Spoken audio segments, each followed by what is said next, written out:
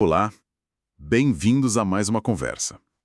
Hoje, a gente mergulha num texto bíblico que, olha, não alivia. O capítulo 5 da Epístola de Tiago.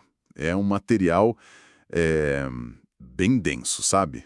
E direto ao ponto. É verdade, bem direto mesmo. Para nos ajudar a entender melhor, a gente está usando aqui alguns comentários bíblicos de respeito à Bíblia de Estudo Holman, a Bíblia de Estudo NAA e, em especial, um comentário bem aprofundado do Douglas J. Moon. Eles vão nos dar uma luz para desembrulhar isso aqui. Sim, o Mu, principalmente, traz umas análises bem interessantes sobre o contexto. E qual que é a nossa missão aqui hoje? É, basicamente, extrair os pontos principais, sabe? As ideias-chave sobre aquelas advertências bem duras de Tiago aos ricos, o chamado dele para paciência quando a coisa aperta, e também as dicas práticas sobre oração, cura, cuidado uns com os outros. O tom dele é forte mesmo, quase um confronto. Preparados? Então, bora lá. Vamos nessa. Olha, o capítulo já começa com um impacto, né? Escutem agora, ricos, chorem e lamentem-se por causa das desgraças que virão sobre vocês. Soa quase como um profeta do Antigo Testamento, não acha? Tipo Isaías, Amós. Exatamente, é um tom profético clássico de anúncio de juízo. E é crucial a gente entender quem são esses ricos. Os comentários, como o do Mu, eles apontam que Tiago não está condenando a riqueza em si, né? Mas o mau uso que se faz dela. Ah, entendi. O problema é o como se usa. Isso. O alvo principal parecem ser grandes proprietários de terras, talvez até não cristãos na época, que exploravam sem dó os seus trabalhadores. Isso era um reflexo, né, dos conflitos socioeconômicos bem fortes do primeiro século. É uma crítica que ecoa temas lá do Antigo Testamento, da literatura judaica e do próprio Jesus, como naquela passagem de Lucas 6, ai de vós, os ricos. Faz sentido. E as acusações que ele faz são bem específicas, né? Primeiro ele fala do acúmulo egoísta.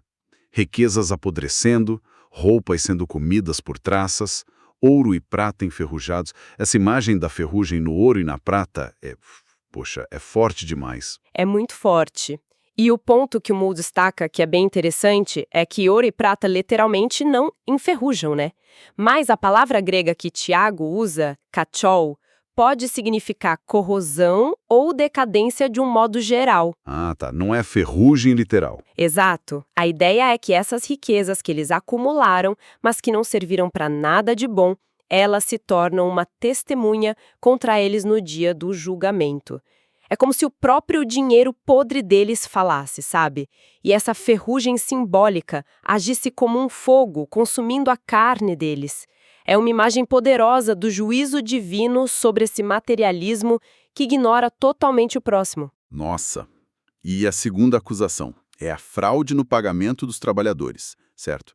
O salário que eles não pagaram clama, e esse clamor chega até Deus, que aqui é chamado de Senhor dos Exércitos, Sabaoth.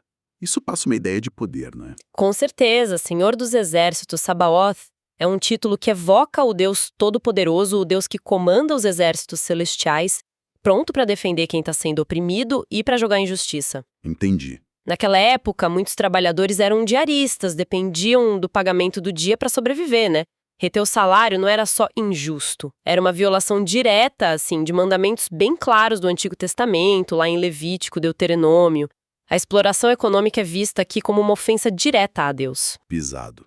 Depois ele critica o estilo de vida deles. Muito luxo, muito prazer aqui na Terra.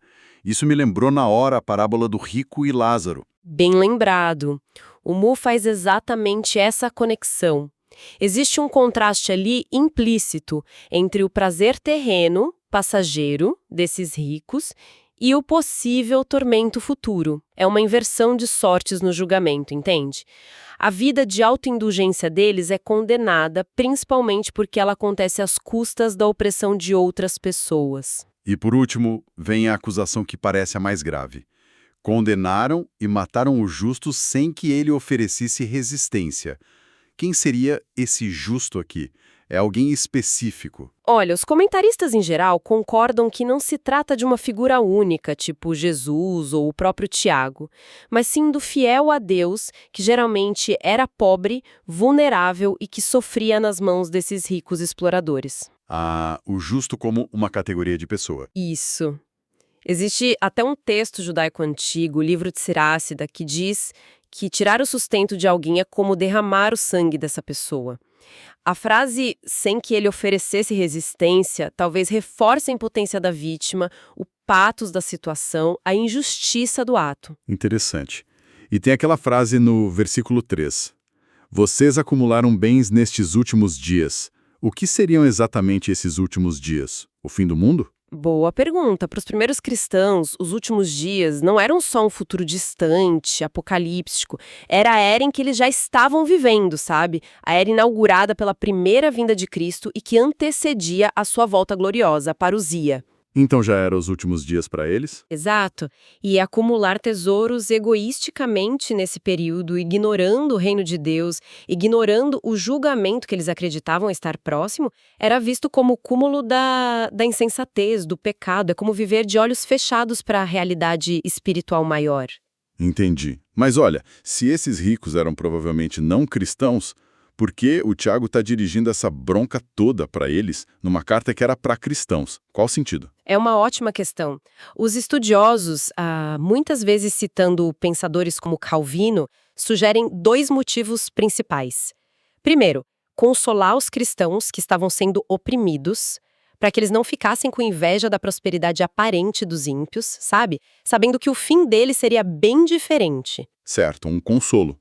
E segundo, fortalecer esses mesmos cristãos para que eles suportassem as injustiças com paciência, confiando que Deus é o juiz justo, que no fim das contas vai acertar tudo. Faz muito sentido. Ok, então depois dessa denúncia fortíssima, Tiago meio que vira a página, muda o tom e se volta para a comunidade cristã. Portanto, irmãos, sejam pacientes. Exato. Agora ele está falando diretamente para os irmãos na fé. A palavra-chave aqui é macrotomia, que é uma paciência de longo prazo, sabe? Uma longanimidade. Especialmente necessária enquanto eles aguardavam a vinda do Senhor, a parousia. E ele usa a imagem do agricultor, né? Sim, uma imagem linda. O agricultor que planta e espera, com paciência, pelas chuvas certas, as primeiras no outono, para a semente poder germinar, e as últimas lá na primavera, para a colheita amadurecer. Na Palestina antiga, depender dessas chuvas era vital. E essa vinda do Senhor, a parousia, como que eles entendiam isso na prática? Era para já? Olha, a parousia se refere à volta de Cristo em glória, né, para julgar o mundo e estabelecer o seu reino de forma plena.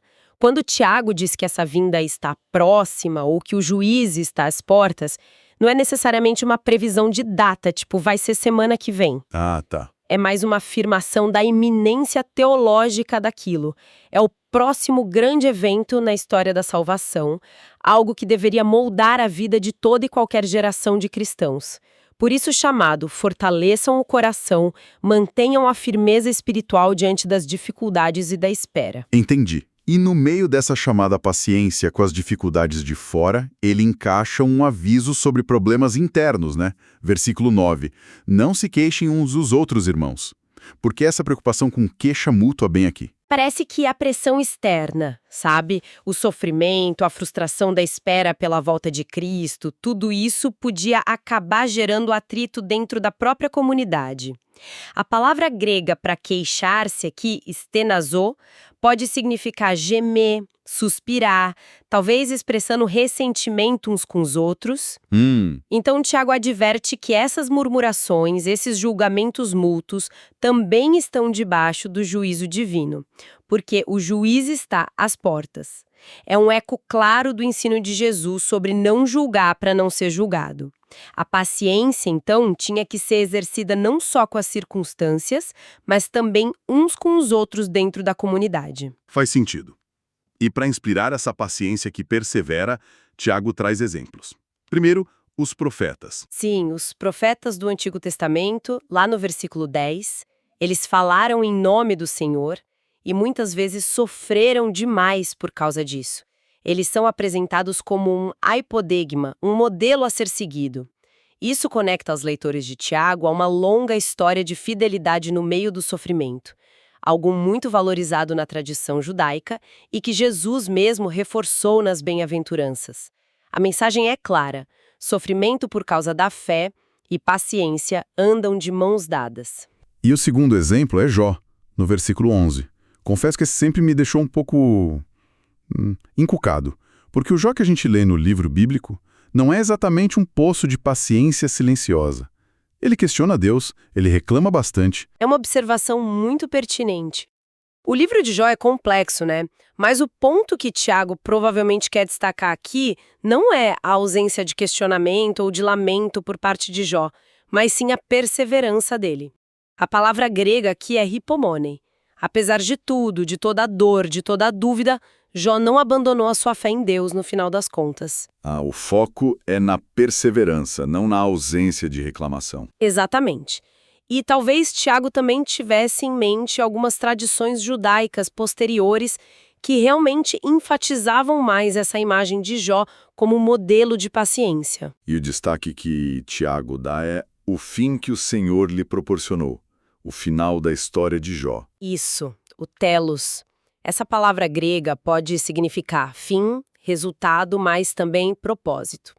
A interpretação mais provável é que se refere à restauração final de Jó, quando Deus devolveu tudo em dobro para ele.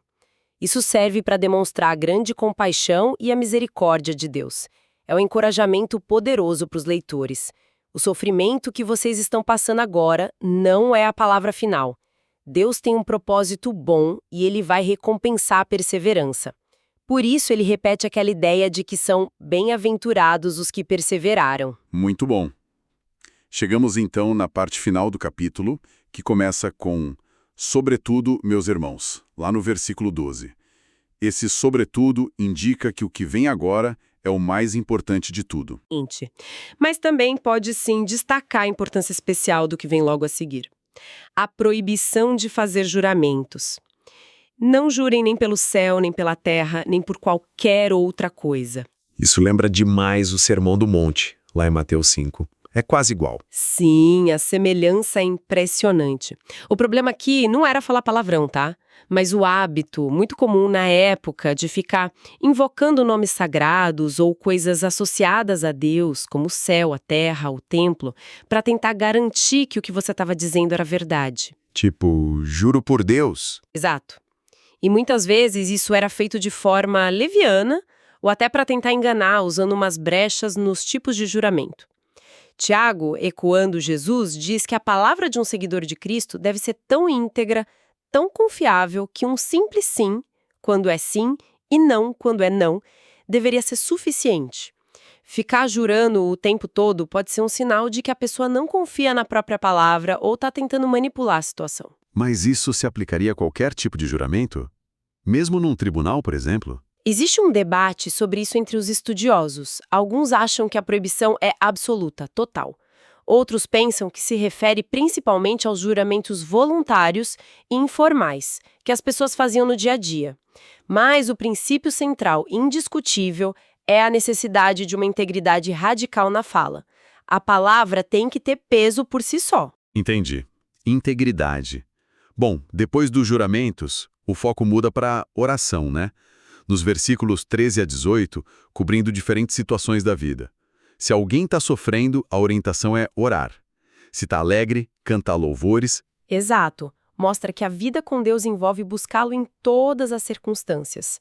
Tanto na dificuldade de orar, pedindo força, consolo, direção, quanto na alegria expressar gratidão, louvor. É uma dependência constante dele. E a parte que ele mais detalha é sobre a oração pelos doentes, nos versículos 14 a 16. Se alguém está doente, deve chamar os presbíteros da igreja. Quem eram esses presbíteros? Os presbíteros eram os líderes espirituais maduros da comunidade local, e a instrução é interessante. A pessoa doente é que deve tomar a iniciativa de chamá-los. Certo. E o que esses presbíteros devem fazer? O texto diz: orar sobre ele e ungí-lo com óleo em nome do Senhor. O que significa essa unção com óleo? Era tipo um remédio da época? Então, o óleo de oliva era sim usado medicinalmente naquele tempo.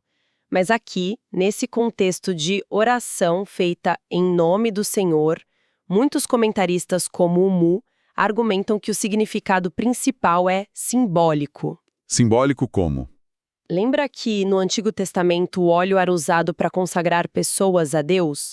Reis, sacerdotes? Então, aqui o óleo serviria para separar, para consagrar a pessoa doente para a atenção e o cuidado especiais de Deus, enquanto a comunidade, através dos seus líderes, ora por ela.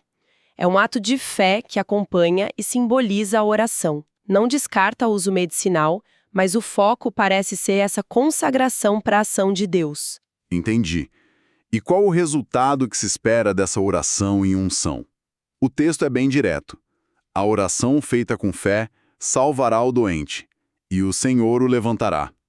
Isso significa que a cura física é garantida se tiver fé? Olha, as palavras gregas usadas aqui para salvará, sozo, e levantará, egeirô, são frequentemente usadas nos evangelhos para falar de curas físicas mesmo. Então, sim, a expectativa principal ali parece ser a restauração da saúde. Contudo, a frase-chave é a oração feita com fé. Ah, a fé. E se a pessoa não é curada? Foi porque faltou fé? Essa é uma questão delicada, né? Extremamente delicada. E é preciso muito cuidado aqui. Os comentaristas sérios alertam contra essa interpretação simplista que acaba culpando a pessoa doente ou quem orou. A fé aqui não é uma força mental que a gente produz para garantir um resultado, sabe? Mas uma confiança profunda em Deus e na sua vontade soberana. E a vontade de Deus pode não ser a cura física naquele momento? Exatamente. A vontade de Deus nem sempre inclui a cura física nesta vida. A gente lembra do apóstolo Paulo, que orou fervorosamente para ser curado de um espinho na carne, mas Deus respondeu que a graça dele era suficiente. A fé verdadeira confia em Deus, mesmo quando a resposta não é a que a gente esperava ou desejava. É uma fé que se avinha à vontade de Deus, vontade essa que os presbíteros, ao orarem, deveriam buscar discernir. O texto também menciona o perdão de pecados, se houver cometido algum. Qual a relação entre doença e pecado aqui para Tiago? Tiago é bem cuidadoso na forma como ele coloca isso. Ele diz se houver cometido pecados. Esse se é importante. Ele reconhece que algumas doenças podem sim ter alguma ligação com o pecado pessoal, mas ele não faz disso uma regra universal de jeito nenhum. Certo. Evita aquela generalização cruel, né? Exato. É muito importante evitar essa ideia de que toda doença é um castigo direto por algum pecado específico. Mas, se por acaso houver algum pecado que esteja contribuindo para a situação, a oração da fé, que busca a restauração completa da pessoa, também inclui o acesso ao perdão de Deus. Entendi. Aí no versículo 16 ele amplia o foco. Confessem os seus pecados uns aos outros e orem uns pelos outros para que vocês sejam curados. Parece que a responsabilidade pela saúde física e espiritual é da comunidade toda, não só dos líderes. Exatamente isso. A palavra para curados aqui, iomai, que também geralmente se refere à cura física no Novo Testamento, fica clara uma conexão muito forte entre a saúde dos relacionamentos dentro da comunidade, essa prática de confissão mútua, apropriada, claro, perdão, oração uns pelos outros e a saúde integral, inclusive física dos seus membros. Não se trata de expor pecados em público de forma constrangedora, mas de cultivar uma cultura de transparência, humildade e cuidado mútuo real. Legal. E para reforçar o poder da oração, ele termina essa sessão citando o profeta Elias. A oração de um justo é poderosa e eficaz. Sim, e ele faz questão de dizer que Elias era homem semelhante a nós, sujeito às mesmas paixões, às mesmas fraquezas, ou seja, não era um super-herói inatingível. Ele era gente como a gente. Exato.